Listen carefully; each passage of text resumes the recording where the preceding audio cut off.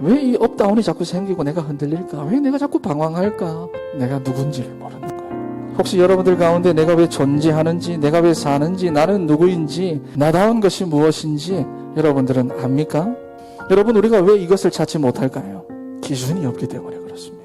기준이 없으니까 각자가 다 제각각 다 자기 소리 하고 사는 겁니다. 기준이라는 것은 언제나 절대적이어야 합니다. 여기 갔다가 저기 갔다가 막 흔들리면 안 돼요. 기준이라는 것은 오직 그래서 성경에만 나와 있습니다.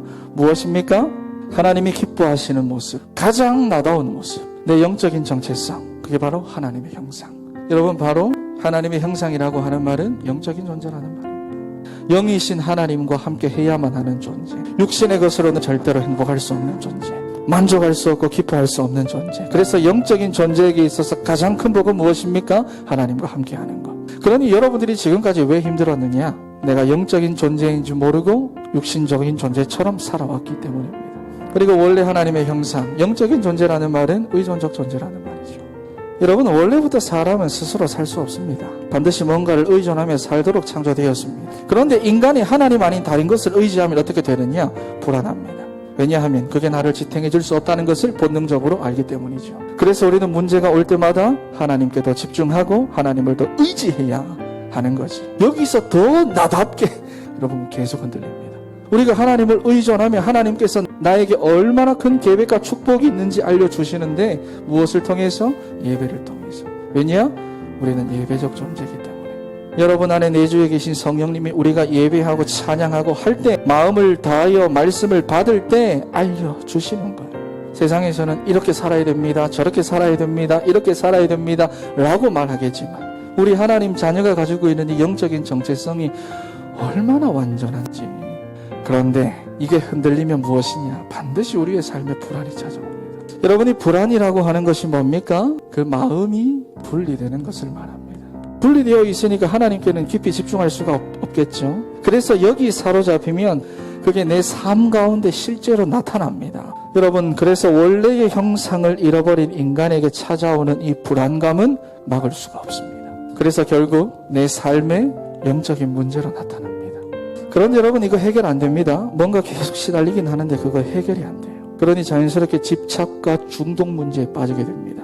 뭔가를 붙잡아야 하니까. 그러니 오로지 자기 자신에게만 몰두하는 경향이 생깁니다. 여러분, 그러니 내 육신적으로도 문제가 생기는데 뭐가 찾아옵니까? 불면증, 노이로제, 스트레스 같은 이런 문제들이 막 시달립니다. 여러분, 그런데 이 모든 배후에서 누가 역사하느냐? 사단이 역사합니다. 그 문제 때문이 아닙니다. 그 사람 때문이 아닙니다. 완전히 흑암의 권세에 사로잡혀가지고. 여러분, 오늘 본문에 야곱이 나오죠. 이 야곱을 한마디로 표현하면 성경에 나오는 모든 인물들 가운데서 일평생을 가장 불안하게 산 사람입니다. 여러분, 그 중에서도 오늘 본문의 내용은요, 야곱이 형을 속여서 이제 장자의 복을 대신 받죠. 형이 너무 화가 나가지고 야곱을 죽이려고 쫓아오는 장면입니다. 언제 죽을까봐 불안한데 가다 도저히 못 가겠으니까 잠깐 누웠는데 그냥 바로 쓰러져 기절합니다. 여러분, 지금 이 야곱의 밤은 어떤 밤인가요? 이 베들에서의 밤은 미래가 여러분 조금도 보장되어져 있지 않습니다. 지금 어느 누구도 이 야곱의 밤을 대신해 줄 수 없고 보장해 줄 수 없고 도와줄 수 없고, 여러분, 그런 공포가 엄습하는 밤, 자기 인생의 최악의 밤입니다.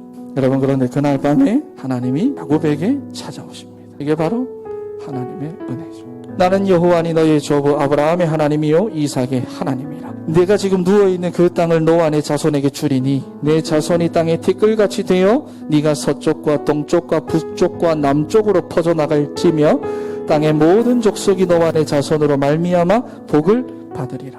자기 할아버지 아브라함에게 주셨던 그 언약, 그 언약을 지금 야곱에게 주고 계시는 거예요. 그러면서 15절에서 아주 중요한 말씀을 하시죠. 내가 너와 함께 있어 네가 어디로 가든지 내가 너를 지키며 너를 이끌어 이 땅으로 돌아오게 할지라. 내가 내게 허락한 것을 다 이루기까지 너를 떠나지 아니하리라 하신지라. 무엇을 말씀하고 있습니까? 언약의 여정. 절대 떠나지 않을 거야. 내가 이 언약의 여정을 너를 통해서 이룰 건데 절대로 떠나지 않을 거야. 그 말씀하는 거예요. 이유가 뭐죠? 내가 하나님의 자녀이기 때문입니다. 하나님의 절대 구원을 가진 자, 하나님의 절대 보호를 받는 자, 하나님의 절대 사명을 가진 자, 하나님의 절대 인도를 받는 자, 하나님의 절대 승리 속에 있는 자, 여러분, 우리가 하나님의 자녀 되는 순간, 우리가 예수를 그리스도로 믿는 순간 우리 인생의 모든 문제는 다 끝났습니다. 그런데 문제는 우리가 가진 옛 체질입니다. 그래서 뭐냐, 하나님 우리를 바꾸시기 원해서 우리에게 문제를 허락하시는 거예요. 문제는 하나님 방법입니다. 축복과 응답을 담을 수 있는 그릇으로 만들어 가시는 거예요. 여러분, 그래서 기준은 절대적이어야 합니다. 그래서 나는 그리스도가 아니면 안 된다. 내 인생 유일한 결론이다. 오직 하나님의 나라가 내 인생의 유일한 가치다. 오직 성령의 충만이 내 인생 유일한 방법이다. 지금도 여러분들의 삶에 이런저런 문제와 갈등이 있습니다. 그 문제들 여러분 바라보지 마시고 하나님 내게 왜 이 문제를 허락하셨을까를 질문해 보세요. 이유는 다 이미 나와 있습니다. 말씀을 통해서 그걸 찾으십시오. 문제를 만날 때마다 그런 질문 툭툭 나와야 됩니다. 여러분, 응답받는 사람의 특징이 뭐냐? 다른 사람들이 보지 못하는 그 한 가지를 더 보는 겁니다. 이 문제를 통해서 하나님 내게 뭘 원하는지.